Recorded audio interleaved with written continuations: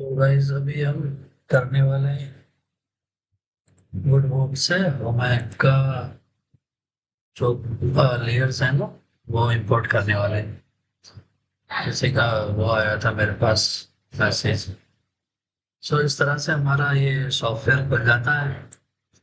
Simple अपने file में जाना है, इंपोर्ट में जाना है, कैड में जाना है, इंपोर्ट करना है। उसके बाद जो फाइल इंपोर्ट करनी है उस फाइल में जाना है।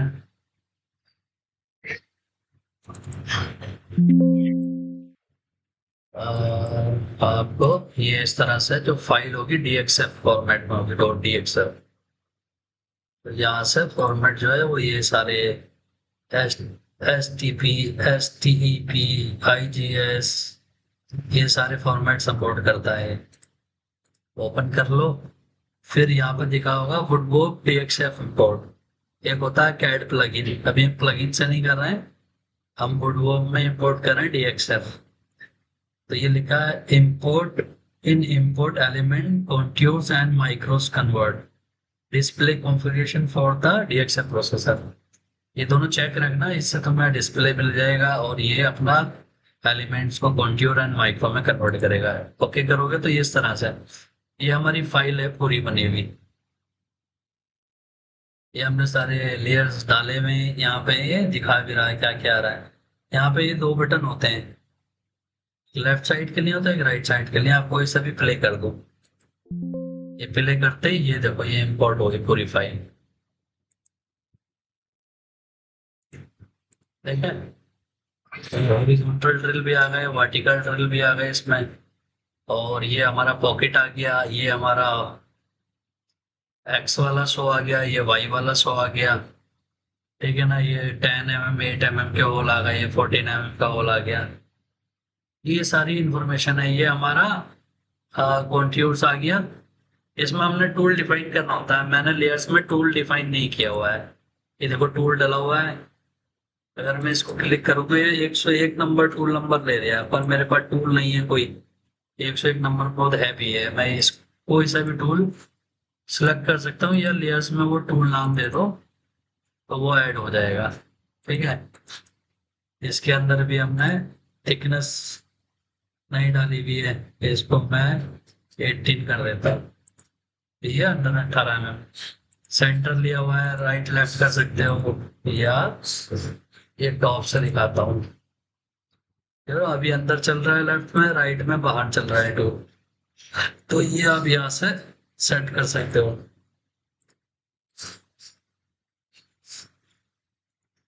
ये वाला टूल भी आप सेट कर सकते हो, ये अभी सेंटर चल रहा है, राइट लेफ्ट कर सकते हो।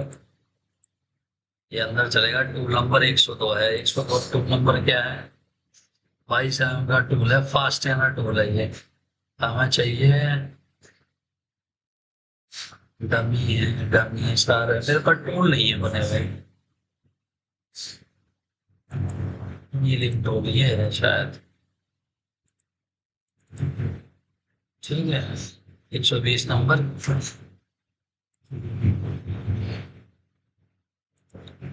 तो आप देख सकते हो कि ये इसके अंदर चल रहा है टूल, ये पॉकेटिंग कर रहा है, ये हमारा मिलिंग कर रहा है।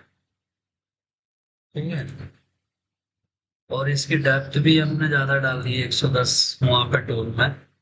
तो ये 18 ही ले लो आप।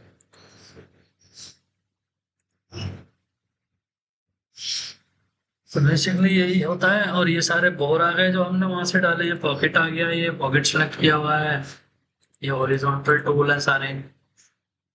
ठीक है, तो इस तरह से फाइल को सेव करके आप चला सकते हो।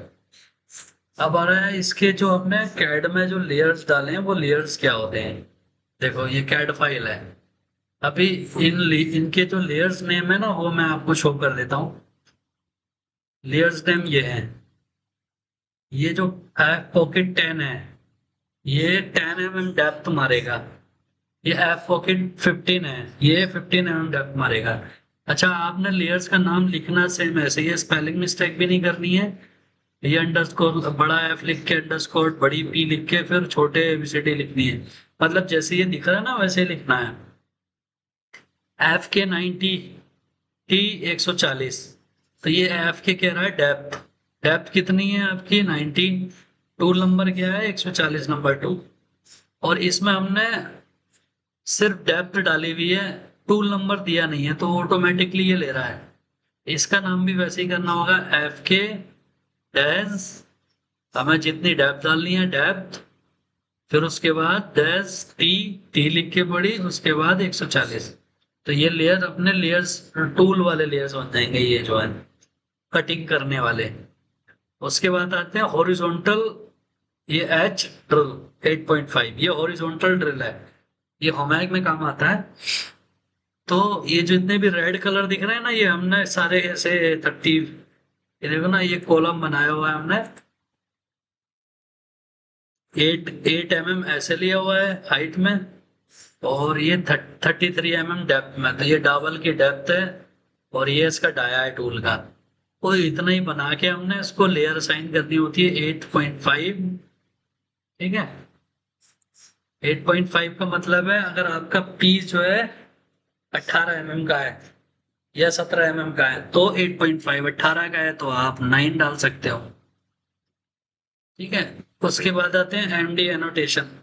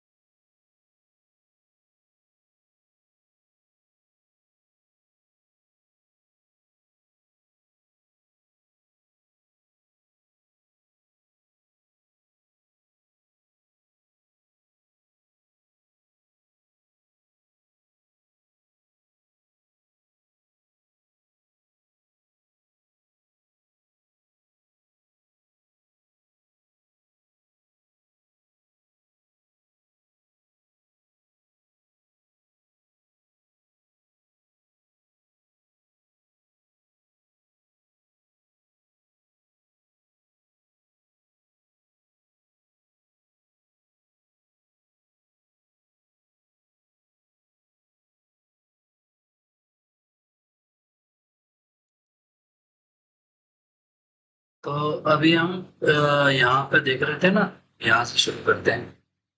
यही है बेसिकली, ये पॉकेट के लिए हमने इसको लेयर्स डाल दी, पॉकेट 10 वाली। कुछ अपडेट हो रहा है, ठीक है। सो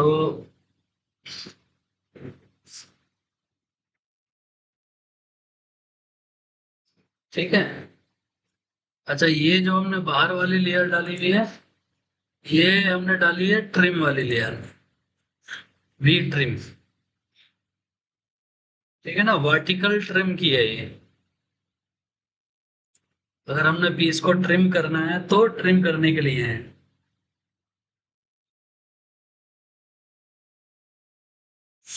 और ये शो के लिए है, वर्टिकल शो। और ये NC9, ये NC भी शो के लिए ही आता है। एक आता है और ऐसे एक्स में, और एक आता है वाई में। वर्टिकल शो तुम्हारा वाई का है, और एनसी शो, वर्टिकल शो तुम्हारा एक्स का है, और एनसी शो जो है ये एनसी है, ये वाई के लिए है। ठीक है, और ये वी ड्रिल SF14, ये टॉप से ड्रिल करने के लिए है। 14 mm का होल, 8 mm का, 10 mm का, ये या और छोटे होल, जो भी सारे होल जो है वो ये आएंगे आपके 14 mm ड्रिल में। ठीक है, तो बेसिकली यही है, और ज्यादा कुछ नहीं है, इतने ही ऑपरेशन कर सकते हैं कटिंग वाले, और डेप्थ ऑपरेशन कर सकते हैं। फिर उसके लिए आपको काफी ये जो लेयर्स हैं और एडिशनल जोड़ जोड़ जोड़ जोड़ करके बनानी पड़ती हैं। इससे आपका बेसिक काम चल जाता है। इससे मतलब मोस्टली आप कटिंग कर सकते हो, पॉकेटिंग कर सकते हो, लाइन कर सकते हो, ड्रिलिंग कर, सारे काम कर सकते हो। और ये फाइल आपको ऑटोमेटिकली निकालनी है तो वो आप मेरी वीडियोस देखें स्केचअप वाली, जिसमें मैंने ऑटोमेटिक ड्रिल निकाले। तो आपको ये अलग अलग फाइल में डालने भी नहीं पड़ेंगे, वो ऑटोमेटिकली निकल आएगा, आप ड्रिल बना सकते हैं। और ये आप देख लो अच्छे से, जूम करके इसको आप पढ़ सकते हो और बना सकते हो लिख लिख के अपना। बेसिकली यही होते हैं, ठीक है। आई होप आपको वीडियो पसंद आएगा, और ये मैं सब आपके लिए करता हूँ।